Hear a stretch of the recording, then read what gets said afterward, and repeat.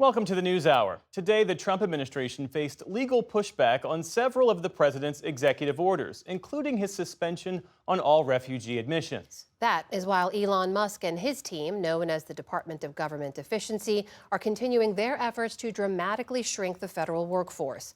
In a post on his platform X, Musk wrote that government employees had a second chance to reply to an email requesting a list of what they accomplished last week, but, quote, failure to respond a second time will result in termination. Our White House correspondent Laura Barone-Lopez has been covering the latest and joins us now. So, Laura, let's start with the news on the legal front first. There's a lot of ongoing litigation when it comes to refugee admissions and to foreign aid funding. What did we hear from federal judges on those fronts today? There were three big actions by federal judges today. So when we break them down, first, a federal judge extended a block on the Trump's federal funding freeze. Another judge ordered the release of foreign aid payments by Wednesday at midnight. And then a third federal judge in Seattle blocked Trump's blanket suspension of refugee admissions. Now, that indefinite pause on admissions, as well as the foreign aid freeze, impacted thousands of refugees, Amna, who were some of whom were already vetted to come to the United States. And we don't know if the administration is going to comply with that judge's order to reopen refugee admissions, because it's not clear that the White House has been complying with a number of these judges' orders, which was a pattern here in the hearings today. Judges expressed a lot of frustration, including the one who said that they needed to stop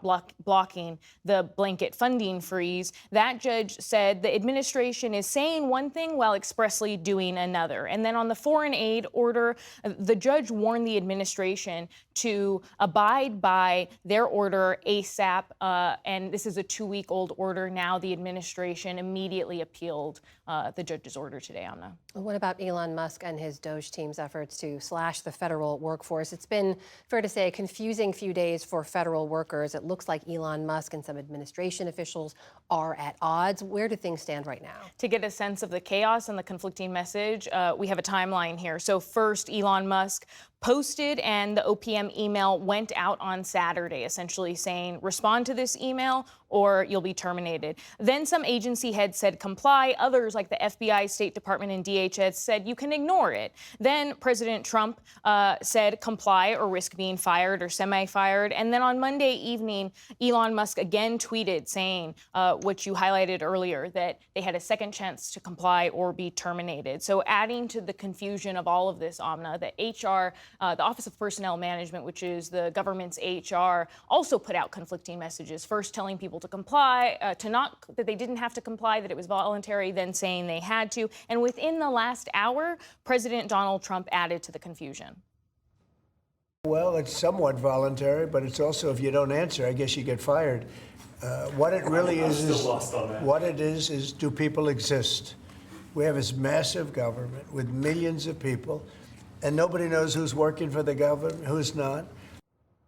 It's not true, Amna, that no one knows who's working for the government. That data is also at the fingertips of the president's advisors and workers. But White House Press Secretary Karoline Leavitt said that so far, she claimed that 1 million workers have participated in that response of what they accomplished last week. So Elon Musk has insisted this is a transparent effort. White House officials echo that, but it's not been easy to get some basic questions answered about the team. You tried at the White House briefing today. How did that go? So what we know about DOGE and Elon Musk's team is through our own reporting, as well as other investigative reporters. The White House has dodged or not answered many questions about the structure of DOGE, even when federal judges have asked, and that's what I pressed Karoline Leavitt on today. I wanted to ask about a federal judge yesterday was saying that they didn't know who the DOGE administrator was and was asking the lawyer for the administration who it was, and the lawyer responded, I don't know the answer to that. Can you tell us who the administrator of DOGE is? Again, I've been asked and answered this question. Elon Musk is overseeing DOGE. No, Elon Musk is a special government employee, which I've also been asked and have answered that question as well. There are career officials at DOGE. There are political appointees at DOGE. I'm not going to reveal the name of that individual from this podium. I'm happy to follow up and provide that to you. But we've been incredibly transparent about the way that DOGE is working. So back and forth there, really pressing the press secretary about who is in charge of DOJ. Then a few hours later, a White House official told me that Amy Gleason is the acting DOJ administrator. Gleason worked in the first administration for the U.S. Digital Service, carried over a little bit into the Biden administration. But it appears, based on multiple reports, including from the New York Times, that Amy Gleason may very well be on vacation right now, Amna. White House correspondent Laura Barone Lopez. Laura, thank you. Thank you.